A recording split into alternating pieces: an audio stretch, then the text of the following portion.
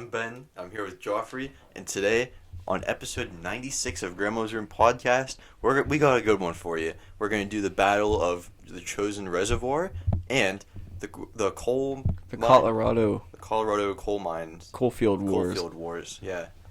The Hell minefields. So, let's just get right into it. So, would you like to go first? Sure. It's kind of a long one today. Okay. It's like 8 pages for this bad boy. Damn, brother. And so this started. It was pretty much right before World War One. Okay. So actually, it was kind of during it, not our involvement, but you know. So as the world was in chaos, so I was in Colorado. So I'll start from the top. Make Back. it drop. What? Make it drop. I don't want to make it drop. That's some wet ass pussy. I'm gonna throw it back in 1910. Coal mining was huge in Colorado in 1910. That seems like a weird place to think of coal. There's a fucking massive company that was over in Colorado. Because, like, usually you think of, like, PA, West Virginia. Yeah. I mean... Like, the Appalachian part of this country. Like our old town. Yeah. Like the West Virginia. I'm talking about, like, the whole belt. Yeah. Like the coal belt. Isn't that a thing? I think so, yeah. I don't know. Maybe I'm just pulling that out of my ass. Wait, no, I think that is. Coal belt. Coal belt. The coal belt. That's a belt that coal miners wore. It's the belt that, like, poor fight, like, you know, like the Street Fighters won. They won the coal belt. I bet that was a thing somewhere. You think there was like coal miner boxing tournaments? I bet there was. Back in the good old, I guess not the good old days, as we're gonna hear. Old days. Our power just flashed. Yeah, I saw that. Good thing my computer's not charged. There's a rust belt, but it's... Oh, wait, here we go. Appalachian Coal Belt. Oh, it was a thing? USOFenergy.com says it is. Nice. Kentucky, Tennessee, Virginia, and... Colorado. West Virginia. Ah. So I guess we're not in that, but we still have coal. Yeah, so did Colorado. Yeah. So the coal mining industry in the state had 15,864 employees at the time, and this accounted for 10% of all the jobs in the state. So there's a ton of people coal mining. So Colorado Fuel and Iron was the biggest coal operator in the West. It had 7,050 people by itself, this company, and it owned 71,837 acres in 1902. Or wait, that's just what it had. And then in 1902, John D. Rockefeller, he gained a controlling interest in the company, so he managed it from New York. So he had, like, no real connection to the workers. He was just a suit to them. Yeah, and this will kind of explain, I think, the actions that he took later. I don't know if it was his actions, but I'm sure he had a huge hand in it since he owned the company. So the work in the coal companies was dangerous. Workers risked being harmed in explosions, cave-ins, etc. All the crazy shit you hear from, like, you get black lung, all that crazy stuff. So between 1884 and 1912, more than 1,700 people died in coal mining accidents, and 110 died in 1913 alone. So most of the workers lived in company towns where all of the stores... Why do I always get, like, out of breath when I'm talking on this podcast? I do too. I need to work on my breathing. I used to be fit, now I can't even make it through a sentence. I'll start from the top of this paragraph. So, most of the workers lived in company towns where all of the stores, amenities, and, like, doctors and everything, they were all controlled by the mining companies. And they had very few ways to air their grievances to the companies because they controlled their whole lives. They'd be like, well, if they would say they want to change the coal company, but just be like, oh, you like our doctors and our like houses, huh? Like, we could change that. Yeah. They were pretty much owned by the coal companies. Company store. Yeah, that's how that song was. Yeah. So the towns also often had curfews, armed guards, and other, like, strange rules for their employees. Like, they weren't allowed to be out late. A lot of the times they couldn't even leave the towns.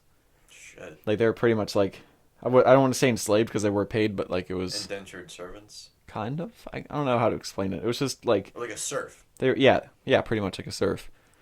So strangers also weren't allowed in to, like, visit people. Like, they kept it locked down. So in 1900, workers in the Colorado fuel and iron mines tried to. Wait, are you saying fuel and iron? Yeah, Colorado fuel and iron. Okay. Because I couldn't tell if you're coal. saying field. I meant fuel. Yeah. So they tried to air their grievances and unionize under the United Mine Workers of America, but the company brought in union and strike busters and from Mexico and Europe to like put down any of their strikes and anything. Mm.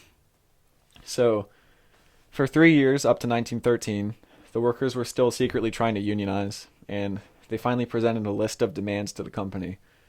One was recognition of the union as a bargaining agent. Two was compensation for digging coal at a ton rate of 2,000 pounds, was previously 2,200. I don't know exactly what that meant. I think it means like You have to dig 2,000 instead of 2,200. like I'll just say like say you get paid $5 for every 2,200 pounds you dig out. Okay. I think they're trying to get that to 2,000 so you can make more. Yeah. Third one was enforcement of the law for 8-hour workdays because they were just blowing that law off. And 4 was payment for dead work, which meant like laying track, timbering, maintenance on buildings and stuff. Like a lot of people wouldn't get paid for that stuff. They'd get paid for digging coal. It was pretty much like, this is your chore. Yeah. Like, so number 5 was weight checkmen elected by the workers to keep company weight men honest, which was the people who weighed the coal to make sure, like, they would get ripped off a lot. And then they would dig coal up, and the company itself would hire these people so they could like fudge the numbers, say like you didn't dig enough, like you still need to dig more. Have you ever seen The Sopranos? No. There's just one thing. The guy Chrissy, he goes into a store and he has these 2 younger like apprentices with him, and he's getting salmon or some fish, and he puts a pack matches under the scale so it doesn't weigh as much. Oh, okay. Kind of like that. Yeah, like they were just like, the company was trying to make more money off of them and not compensate them enough. Yeah. So 6 was the right to use any store and to choose their own houses and doctors, since they were pretty much confined to using the companies. And 7, strict enforcement of Colorado's laws and an end to the company guard system, because they had those guards post up everywhere. If you got out of line, they would just like beat you. So the company pretty much told the miners to go fuck themselves, and the workers went on strike and moved into tent villages because they were evicted from their houses. So the Baldwin Felts Detective Agency was brought in to try and suppress a strike and like aid the guards, because the guards were also taking part in this. Oh shit. Okay. And the Baldwin Felts was known as very aggressive strike breakers. Like they would use Brute force. They would kill people sometimes to put down strikes. And so they would roll around shining searchlights into the tent villages at night. They would shoot their guns like randomly into the tents, which resulted in deaths and serious injuries. And they also had one more crazy trick up their sleeve. This thing would be cool if it wasn't like used against people like just trying to unionize. They had what they called the Death Special, and it was a custom armored car that had a mounted M1895 machine gun that they would just pretty much patrol the perimeters of the village in. That's cool, but it's really fucked. It's not cool in this sense. Yeah, the car itself is cool. There's a cool picture of it too. I'll show you like when we're done with this. It kind of reminds me of the Emu War. When they mounted machine guns on the trucks to yeah, and they killed no emus. Yeah. So there was also frequent battles between the Union strikers and the scabs that the company brought in. It caused multiple deaths, and snipers also attacked the strikers so often that it became a thing to dig pits under their tents so that they could hide from the bullets. So for anybody that doesn't know, scabs are workers that they bring in to take place of the strikers. So like obviously there's going to be a lot of tension between the people striking, because the whole point of them striking is so that the company's forced to like recognize their demands because they're not getting any work done. So if they bring in scabs, that means they don't have to listen to the union, like the strikers. Yeah. So there were also battles between recently deputized sheriffs to suppress the strikes in coal miners. They like deputized sheriffs just to break these strikes specifically. What are you doing? Can I turn this off? Oh yeah. Sorry, it's fucking blinding me. Other way, yeah. So as the strike got more and more violent, the governor of Colorado, Elias M. Ammons called in the Colorado National Guard on October 28th to try and help settle things down. So the workers, like the strikers, got word of this, and they're like, finally, like the National Guard's going to come in, and we're going to like be safer now. Yeah.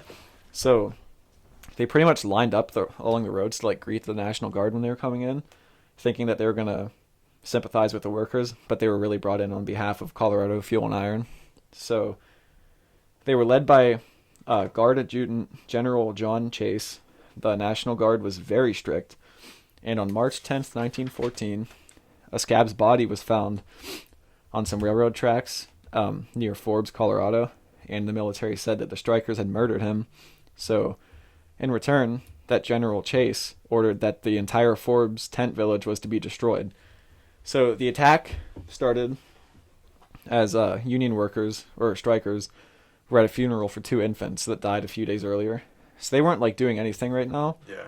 They were just at an infant's funeral. So the workers held out a little later into the spring because like they destroyed the tents, and they were still like, fuck this, we're still going to strike, we're not just going to give in this easy. So they held out into the spring, but the strike was largely broken by the mine scabs being brought in. Like they didn't have to listen to the strikers. So Yup. So General Ammons also recalled the National Guard because the state was running really low on money, and they couldn't really afford to pay them to be out there anymore. So they left one company of National Guard troops near the strikers. This was known as Troop A, and it largely consisted of Colorado Fuel and Iron Guards that were, as well as Baldwin and Felt's Guards. They were all given National Guard uniforms, so they weren't technically National Guard, but they were outfitted like them. So on April 20th, 3 National Guardsmen came to the camp saying that they were like, you need to release this man that was being held against his will.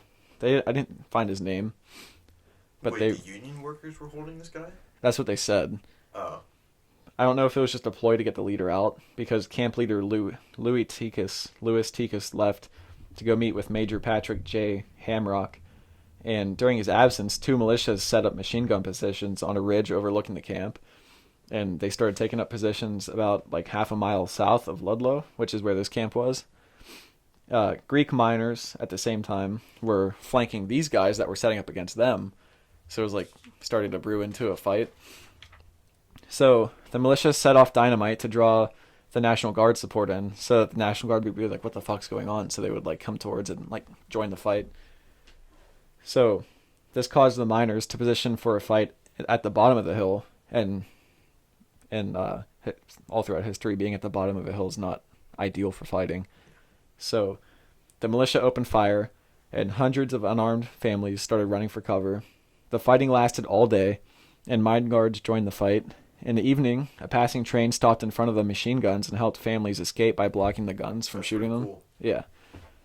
So by 7 o'clock that night, the camp was in flames, like they caught it on fire, and the militia moved in to loot it. They were just like, fuck it, we're going to take all their shit now. Yeah. So Tikas, that camp leader, he remained in the camp, and he and 2 others were captured. So Lieutenant Carl Linderfelt, who he personally had gotten into a fight with Tikas on more than one occasion before, so they kind of had some like bad blood between them. He apparently broke the butt of his rifle over the Tikas's head. Christ. He like beat the fuck out of him. So him and the other 2 were later found dead. Tikas had been shot in the back, and their bodies laid along the train tracks for passing trains to see for days, and they refused to move the bodies because he wanted everyone. It was like an example. Yeah. Dude, can you imagine like hitting someone that many times? He hit him so hard over the head with the butt of his rifle, it fucking broke his gun. Oh, that was in one try? I think. Fuck, dude. And this is all because they wanted better working conditions. Yeah. It's fucking crazy. So militia officers demanded that they be left where they were until the leader of a local railway union got involved days later. So they were laying along the tracks dead for days. So during the massacre, there was a pit under a tent where 4 women and 11 children tried to hide from the flames and from the battle, and 2 of the women and all 11 of the children suffocated from smoke. So this was used by the United Mine Workers of America to prove that they were fighting for, like this is what they're doing to us because we wanted to unionize, pretty much, is what they were saying. And this caused the battle to get the name of the Ludlow Massacre. So, Julia May Courtney wrote an article called Remember Ludlow for magazine Mother Earth after the incident. And I have a picture of the quote. I didn't want to write it down. The quote says, the strikers fired the two largest buildings, the strikers' stores, and going from tent to tent, poured oil on all of the flimsy structures, setting fire to them. From the blazing tents rushed the women and children, only to be beaten back into the fire by the rain of bullets from the militia. The men rushed to the assistance of their families, and as they did so, they were dropped as the whirring messengers of death sped surely to the mark. Into cellars, the pits of hell under their blazing tents, crept the women and children, less fearful of the smoke and flames than of the nameless horror of the spitting bullets. I need to catch my breath again. Okay, one man counted the bodies of 9 little children taken from one ashy pit, their tiny fingers burned away as they held onto the edge in their struggle to escape. Thugs in state uniform hacked at the lifeless forms, in some instances nearly cutting off heads and limbs to show their contempt for the strikers. 55 women and children perished in the fire of the Ludlow tent colony. Relief parties carrying Red Cross flags were driven back by the gunmen, and for 24 hours the bodies lay crisping in the ashes while rescuers vainly tried to cross the firing line. Right. So, like, they were also just hacking the dead bodies and shit. That's fucked. Just because they fucking hated them. And I was wondering, while I was, like, researching this, is this, like throughout war, they say, like, the only way to fight a war and feel not horrible about it was to, like vilify the enemy. Yeah. Pretty much make them inhuman Yeah. in their eyes. And, like, I just don't understand how this happened to, like, women and children, and even the men, because they were just trying to get better working conditions. Because, like, in all, it was pretty much just they wanted to support their families and not die doing it. Yeah. So I don't understand how the soldiers and the guards. Yeah, like if at least like Russians, like Nazis and shit like that, there's like a clear cut like these people do bad things. Well, none of it's justified in any. I'm thinking any war. Killing civilians and shit. Oh no! But I mean like the enemy thing. Yeah, but I'm even the people they were actually fighting, like the guys that were shooting back, all of it was because they were forced into that position because they wanted better working conditions. Yeah. I don't know. So that author said that there was, other than the men who died in the massacre, like I said, there was another 55 women and children who were killed.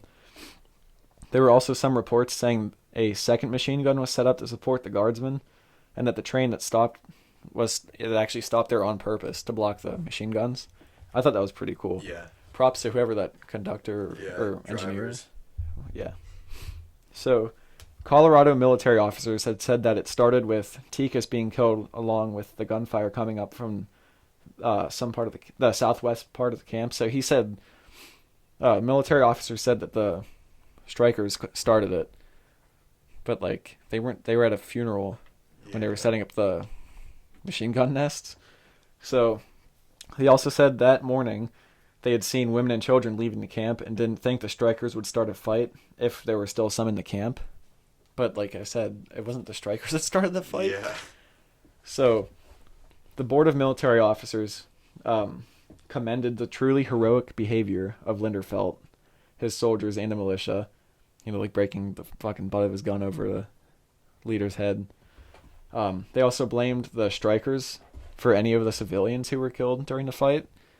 And they also said that only Troop A had participated in the looting. There were 3 guardsmen and 1 militiaman who were killed in the battle.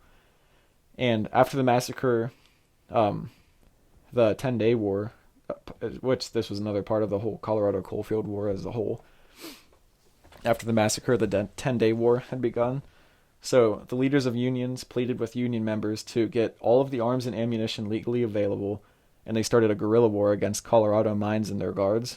So for the next 10 days, 700 to 1,000 Union strikers attacked multiple mines. They killed and chased off the guards, and they set multiple mine-owned buildings on fire. Hundreds of state militia members were called to the coal fields to attempt to stop the strikers, but the fighting didn't stop until Woodrow Wilson sent in federal troops to quell it, and in the end, a total of 75 people were killed. So, Union workers officially called off the strike on December 10th, 1914. So this is like 4 years in the making. Yeah. And because the union also ran out of money, it was kind of like what happened to the state earlier. Mm. So the workers' demands were never met by Colorado Fuel and Iron Company, and a ton of the workers were replaced as the company still didn't acknowledge their union. So 408 of the strikers ended up being arrested. 332 of them were indicted for murder. John R. Lawson, who was leader of the strike, was the only one actually convicted of murder, but Colorado's Supreme Court overturned it. 22 National Guardsmen were court-martialed in the end, and Linderfelt was officially found to be responsible for Tikas and the 2 other men that he killed because of the execution-style injuries that they found on the bodies, but he and his men were acquitted, so they never really suffered any consequences. And that's the Colorado Coalfield War. So it's like the Colorado government ever apologized and been like, hey, that was pretty fucked? I don't know. I'm sure they have, eventually, because this was like over 100 years ago. But it's crazy that just 100 years ago. Yeah. That. Shit like this was still happening. Yeah. And I found this was kind of fitting for now because like there's a whole bunch of like unionizing going on, like in Starbucks and Amazon and stuff. Starbucks? Yeah. What's wrong with that? What? Like what? Why are they unionizing? I'm not sure why they are. I know. Amazon apparently is a pretty fucking awful company to work for. Gruesome place. Like their bathroom breaks, they're only allowed a certain amount of time for bathroom breaks, but the time it takes to get through all like the doors and stuff, and like because they put the bathrooms super far away, and like there's like I want to call it a checkpoint, but there's like a spot that you have to go through and like make it official, I guess, that you've taken a bathroom break, and the time that it takes to go there and get back is longer than the bathroom break you're given, and stuff like that, like crazy hours. And like, have you heard of the Amazon drivers shitting in buckets and stuff in their trucks because they don't have enough time because they have to fill a certain quota? Holy shit. So I get why they're unionizing, and apparently Amazon is doing some like pretty hardcore union busting stuff going on, and that's illegal. That's just like plainly illegal. Like you can't stop a union. No, and they're fighting it pretty aggressively. There was a one Amazon warehouse in New York that officially did unionize. Where? In New York. I think it was Manhattan or something. But like, I don't know if it's that one, but Amazon pretty much said like their election was stolen, so they're trying to get another election, and like, I don't know, it's all fucked up. I just found it weird that like, it seems like history, it's not like repeating itself. What's this saying? Like history doesn't repeat itself, it rhymes. I've never heard that. But like, it's not obviously not as hardcore as this one. But I just find it weird that we're still having problems with that. Yeah. Like work conditions, like. Yeah. Like, 100 years later, like, after all this shit would have got passed. Well, and you always see a pattern with it. It's always the massive companies that treat their workers like shit. They want better working conditions and a seat at the table with the coffee. Is it Starbucks? Yeah. I'm really curious about this. Because I had no idea Starbucks unionized. It happened last year. Or they voted to unionize last year. Well, that's not all of Starbucks. That's like a couple shops. Yeah. I don't know if Starbucks is fighting it as aggressively as Amazon is. I just know that Amazon's being pretty shitty with it. Okay.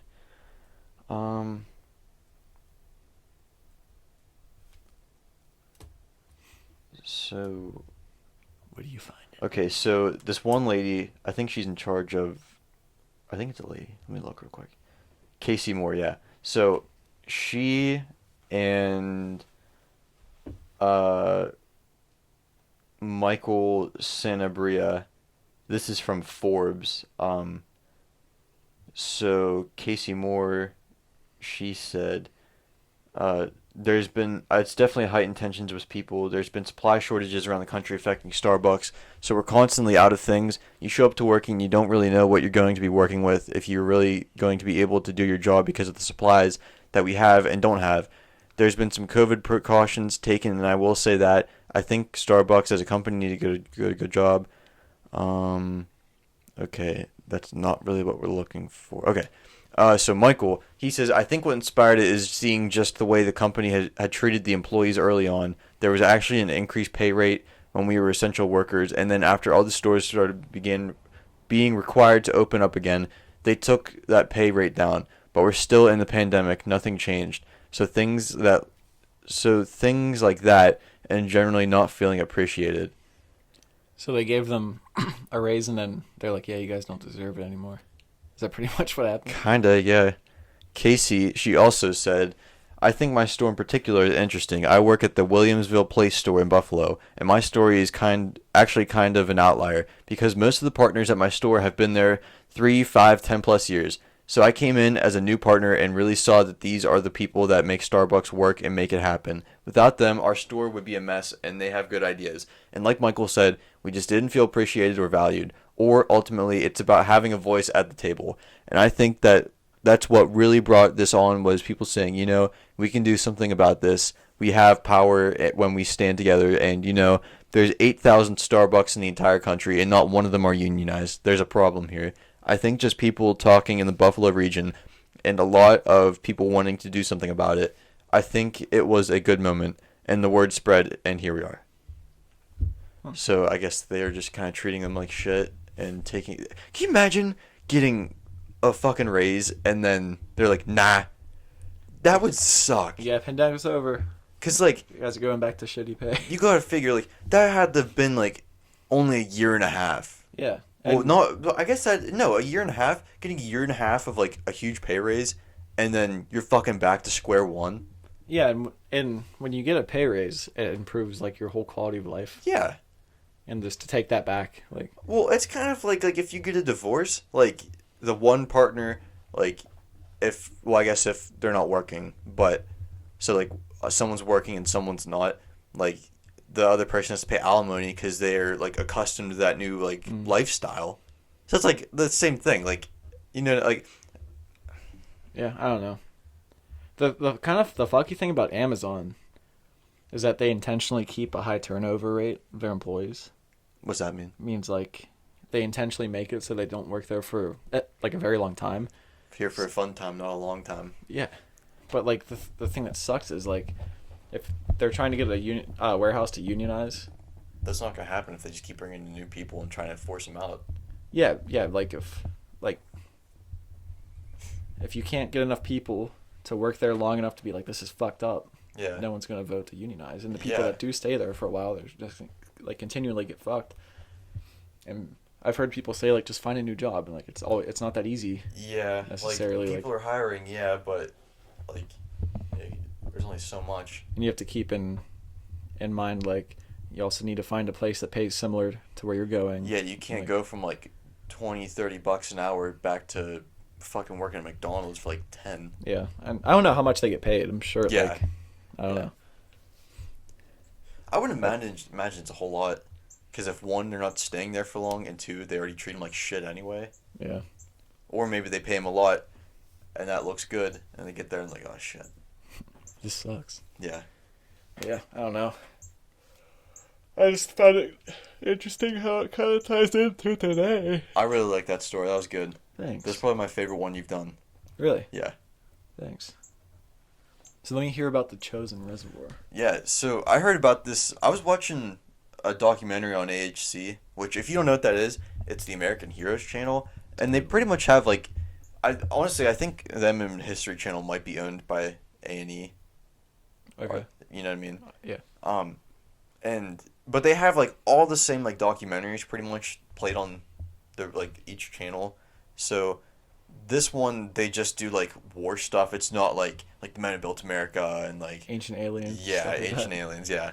But we were watching this thing and I can't remember what it was called, but it was like about like Bloody George, and that was like a group of guys in the Korean War, and they just like went through hell and back.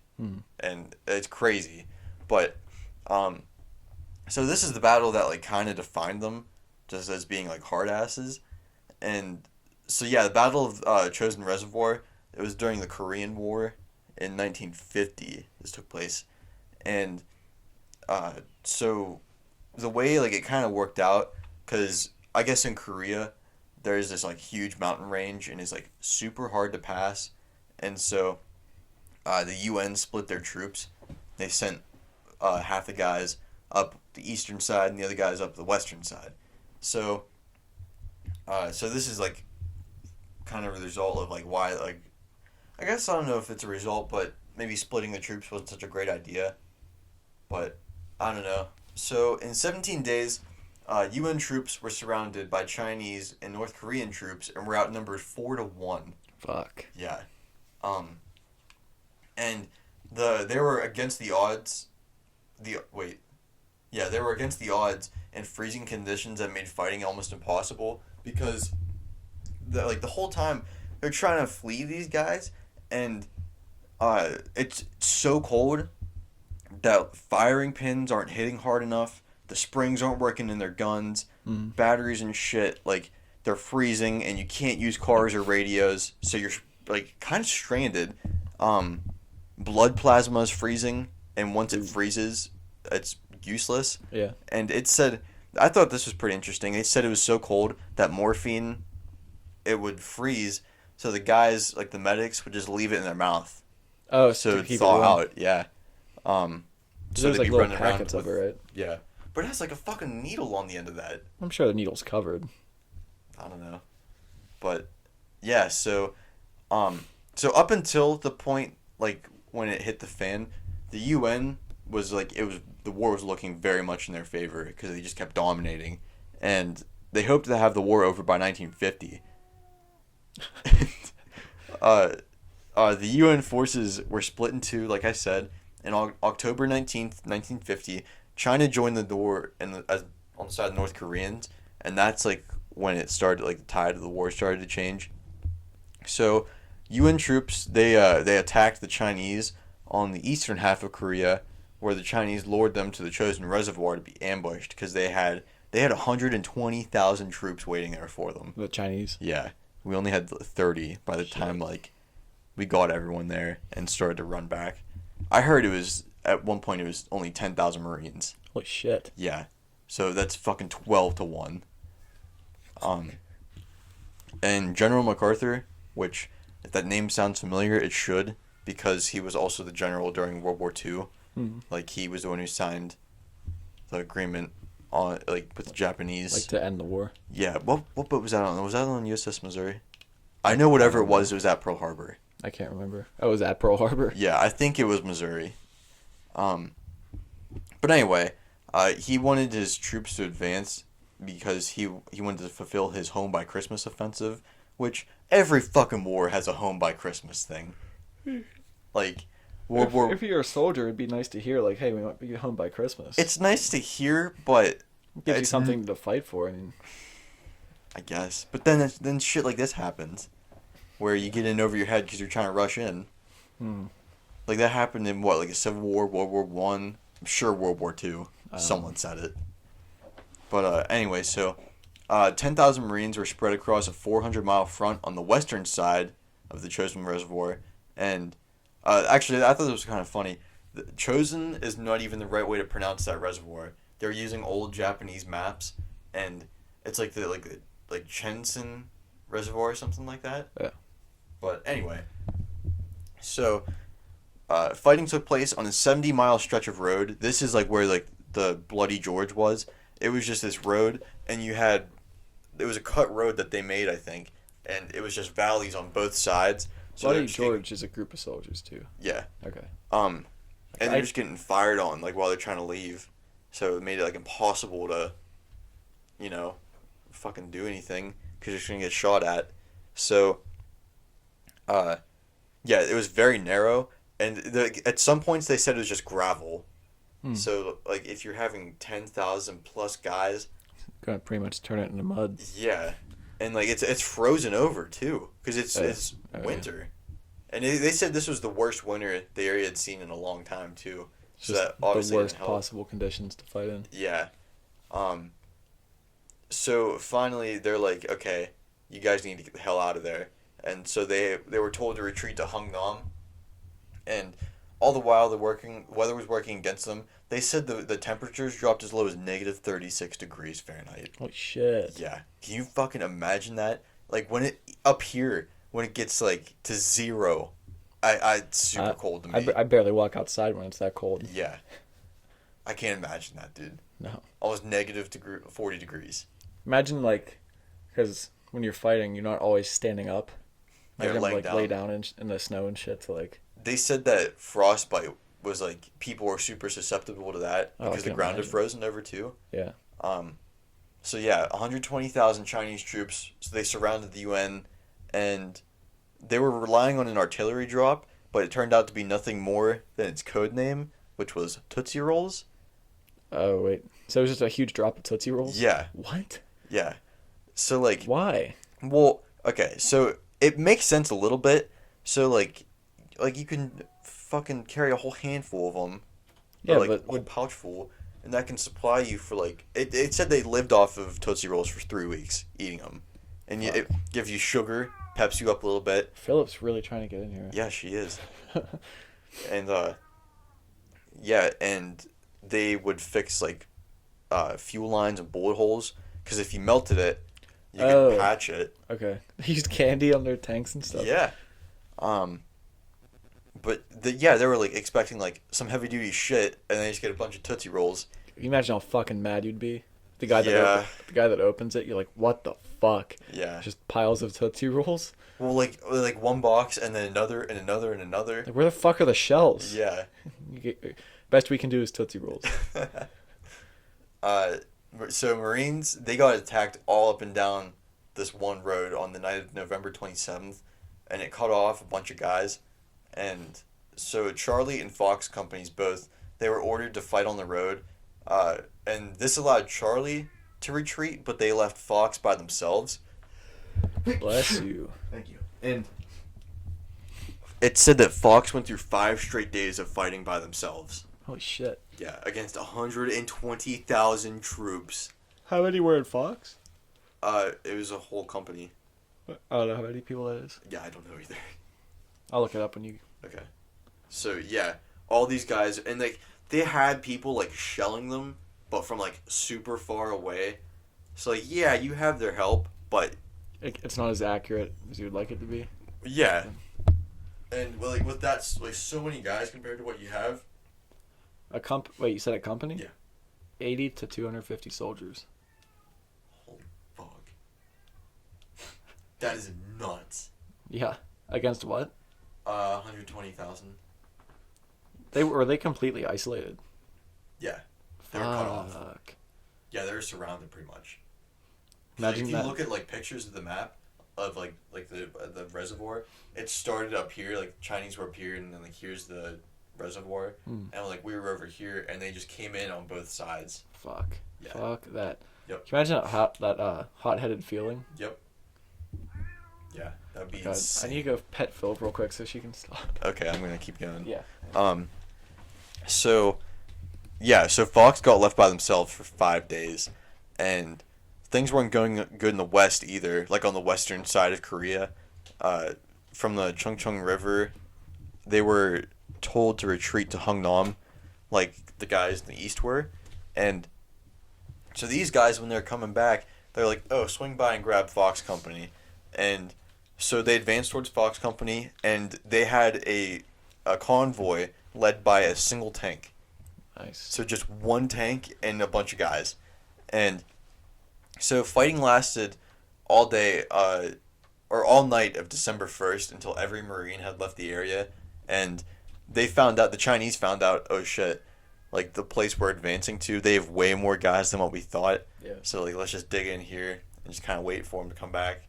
And so that allowed the Marines to escape too, which was, I guess, good for that. And so by the time the Marines made it to Hungnam, troops had already been evacuated. So they had, I think this might have been the place I talked about last time. I started with a P, but I'm gonna imagine, or no, that one was in 1948. So this is a different time where they're like evacuating. So yeah, they're already being shipped out as fast as possible, and It said the Hungnam evacuation is considered one of the greatest evacuations in American history, if not the best. They utilized 193 ships to bring back UN troops, and originally they were only allowed to bring 12 Korean refugees brought back, but they got 14,000 piled Holy on these shit. boats. Yeah. So 12?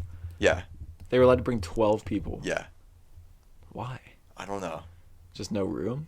But then they somehow fit an extra 14,000? I don't know. That's just what it said. That's crazy. Yeah. The video I watched, it was from Dark Docs. Nice.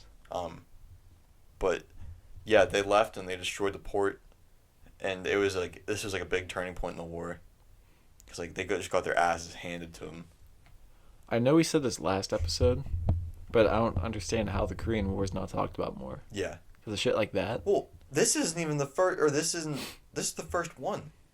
There's What? another one. A Korean War? Yes. There's two? Yes. What? 66 to 69. That we were involved in. I think so. Because when did Vietnam start? That was like 59, right? So Vietnam technically started in 55. We didn't join, I think, until 65. And then we pulled out in 73. Okay. Does that sound right? Yes, yeah. I know. Didn't they say it wasn't technically a war because it wasn't soldiers? It was quote military advisors. Yeah. So a lot of advisors with guns. Yeah. M16s Yeah. and the like, Apaches. I'm gonna advise you Yeah. to step away. I'm gonna advise you to shoot that man. It's fucked. Yeah, we need more Korean War stories. Yeah.